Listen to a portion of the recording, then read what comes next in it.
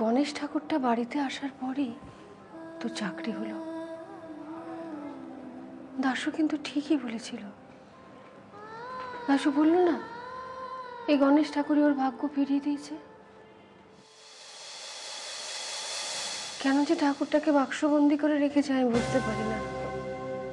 এভাবে না খাইয়ে বাড়িতে ঠাকুর এলে তাকে তো প্রতিদিন জল বাতাসা দিতে হয়। না মা, আমার মন বলছে ওই গণেশের মূর্তিটাই একদিন বড় বিপদ ডেকে নিয়ে আসবে। আচ্ছা, তোমার একবারও মনে হয় না দাদা কেন মূর্তিটা এইভাবে বাক্সবন্দি করে রেখেছে?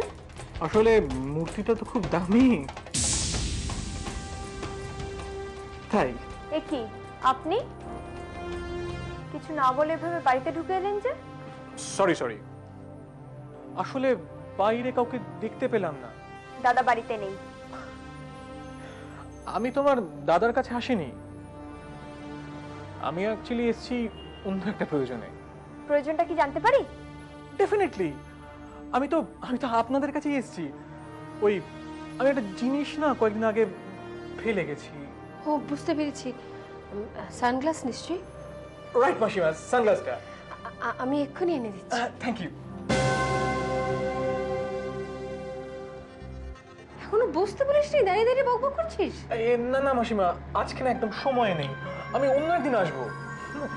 আর থ্যাংক ইউ, চলি আজকে। আছি, পরে আবার দেখা হবে। আসি মাসিমা। হ্যাঁ,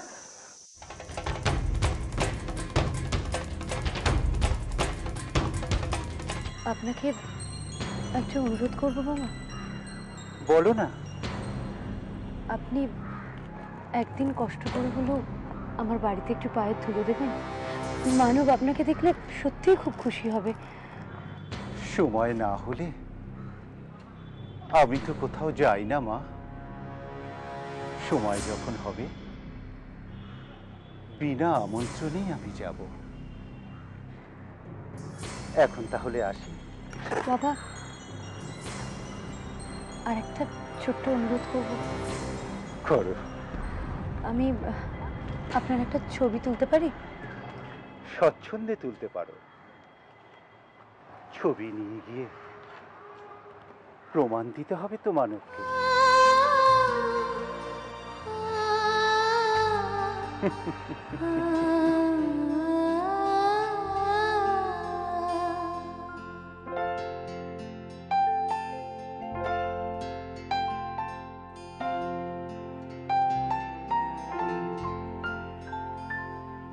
ধন্যবাদ।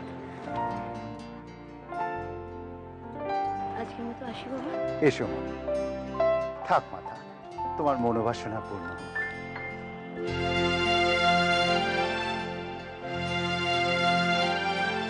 কি ব্যাপার? ও বলছিল মন্দির থেকে ফেরার পর তোমার নাকি খুব খুশি খুশি। কি হয়েছে? আগে বসে তো। আজকে আমি মন্দিরে পুজো দিতে গেছিলাম। আজকের দিনটা সত্যি খুব ভালো, জানো। আমি ভীষণ ভীষণ খুশি। কি হয়েছে মানুষ যার জন্য এত জরুরি তলব, এত খুশি? একটা দারুণ খবর আছে, এটা শুনলে তুমি নিজেও বিশ্বাস করতে পারবে না। আমি শোন। তুমি আমাকে একজন সাধু বাবার কথা বলেছিলে না, আজকে আমার তার সঙ্গে দেখা হয়েছে। দেখা পেয়েছো? কোথায়? মন্দিরে। হতে পারে না। এই দেখো।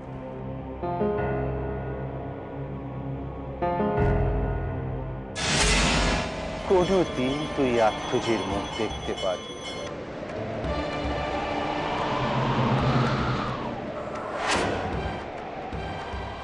কখনো তোর সন্তান হবে না। মানুষই মানুষই, তুমি ঠিক ছিলে। তিনি আমি তো এই দেখা পেয়েছিলাম।